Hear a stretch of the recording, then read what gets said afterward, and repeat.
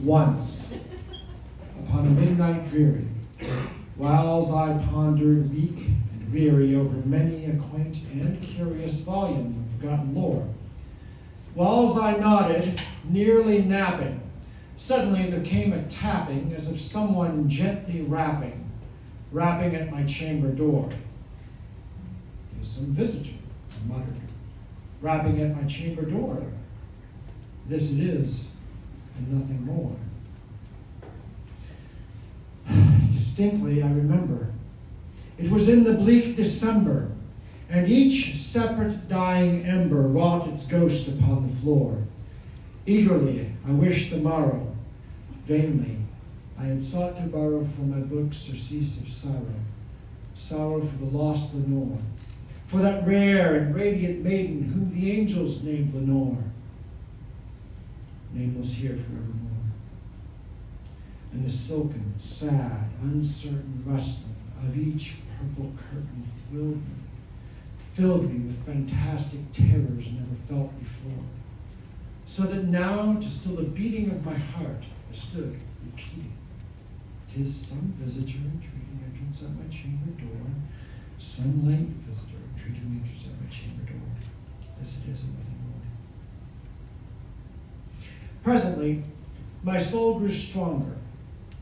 Hesitating then no longer, "Sir," said I, "or madam, truly your forgiveness I implore, but the fact is, I was napping, and so gently you came tapping, and so softly you came rapping at my chamber door that I scarce was sure I heard you.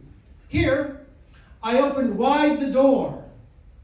Darkness there, and nothing more.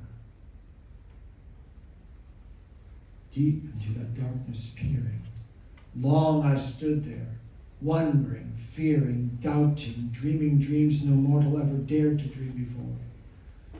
But the silence was unbroken, and the stillness gave no token, and the only word there spoken was a whispered word, "Lenore?"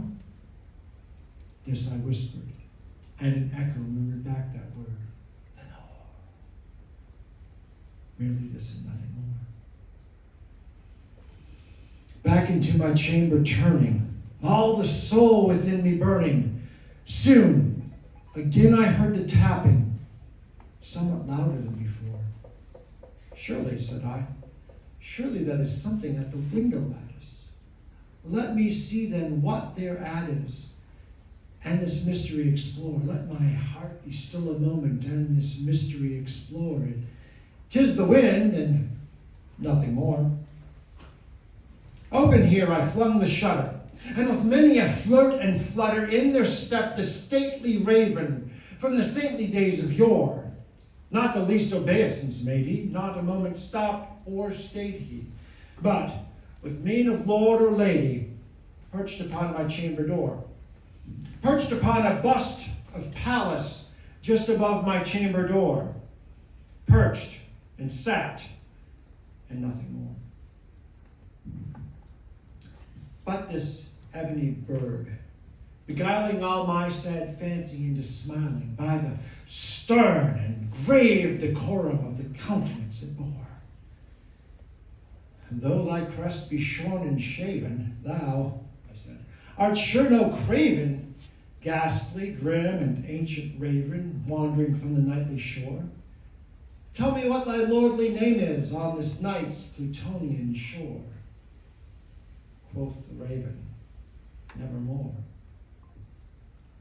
Much I marveled this ungainly fowl to hear discourse so plainly, though its answer little meaning, little relevancy bore, for we cannot help agree that no living human being ever yet was blessed with seeing bird above his chamber door, bird or beast upon the sculptured bust above his chamber door with such name as Nevermore.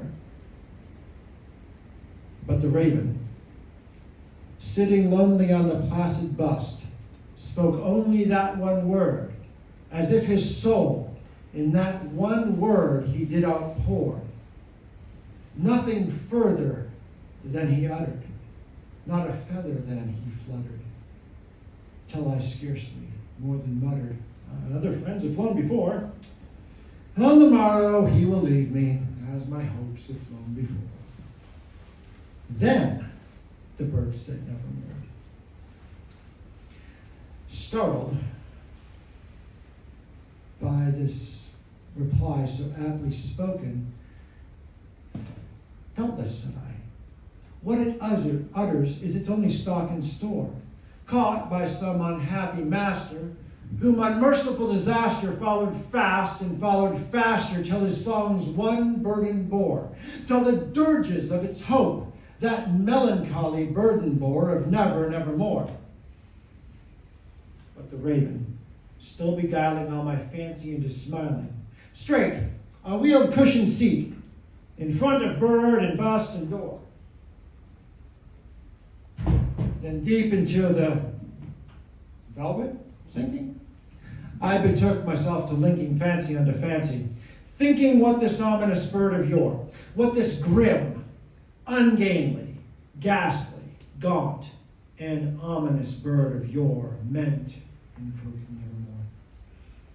This I sat, engaged in guessing, but no syllable expressing to the fowl his fiery eyes now burned into my bosom's core.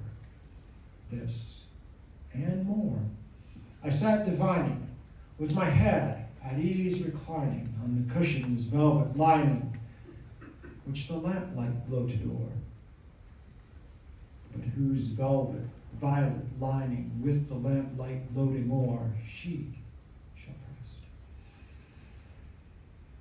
nevermore. Then methought the air grew denser, perfumed by some unseen censer, swung by seraphim whose footfalls tinkle on the tufted floor. Wretch, I said, the God hath lent thee, by these angels, he hath sent thee respite, and nepenthe from the memories of Lenore. Quaff this kind nepenthe, and forget the lost Lenore, quoth the raven, nevermore. Prophet, said I, think of evil, prophet still of bird or devil, whether tempter sent, or whether tempest tossed thee here ashore, desolate, yet all undaunted, in this desert land enchanted, in this home by horrors haunted, tell me, truly I implore, is there balm of Gilead?